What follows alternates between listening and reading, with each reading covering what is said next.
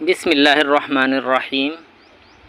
এই হচ্ছে আমার যে কেরালা শিমের চাষ করেছিলাম, এর থেকে আমি কিছু বীজ রেখেছি, আরও আছে এখানে যা দেখতে পাচ্ছেন। এর বাহিরেও প্রায় আমি 2 বস্তা শুকনা সিম এইভাবেই আমি বস্তা বন্দি করে রেখে দিয়েছি। এই যে আপনারা দেখতে পাচ্ছেন, এগুলি আজকে আমরা গাছ থেকে হারভেস্ট করেছি। বীজের মান ভালো হবে ইনশাআল্লাহ। যাদের কেরালা সিমের বীজ প্রয়োজন যোগাযোগ করবেন। কেরালা সিমটা আসলেই অনেক লাভজনক একটা ফসল, অনেক আগাম হয়। জুন মাসে বীজ রোপণ করলে আগস্ট মাসের শেষে এর ফুল ফুটে যাবে, মানে 2 মাস লাগে ফুল ফুটতে। তারপরে খুব অল্প দিনের মধ্যে এটা শিম উত্তোলন করা যায়।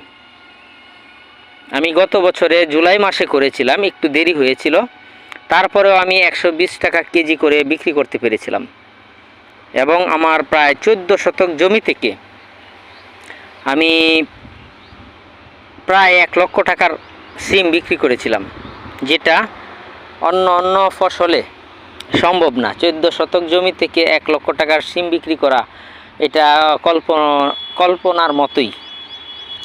যাই হোক, কেরালা সিম চাষ করলে যেহেতু আগাম পাওয়া যায়, দামটা একটু বেশি পাওয়া যায় এবং প্রচুর পরিমাণে সিম হয়। আমার ভিডিওতে আপনারা হয়তো দেখেছেন যে কেরালা সিম কি পরিমাণে ধরে।